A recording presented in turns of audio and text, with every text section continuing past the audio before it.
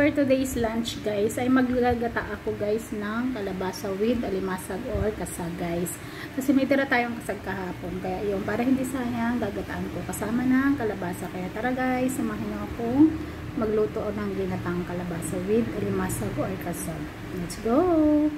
Guys, ang ingredients natin sa paggata ng kalabasa guys, itong alimasag, meron sibuyas, bawang, luya, sili, itong gata. Ito yung ating kalabasa guys. Ayan guys, ito na yung gata natin, pinapakulo natin guys. Maglagay tayo dyan ng asin. Lagyan natin ng asin guys. Halo-haluin para hindi makurta yung gata guys. Ayan guys, kulo na yung ating gata. Ilalagay na natin si alimasag, kasag, luya, sibuyas at bawang. Ayan.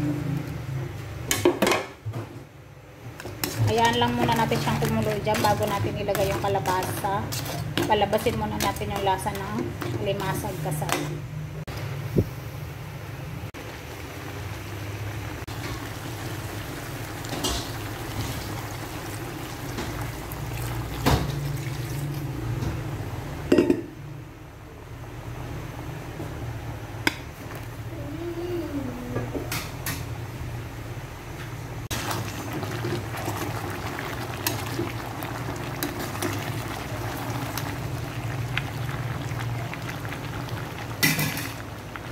Ito na guys ang finished product ng ating ginatang kalabasa for lunch today guys.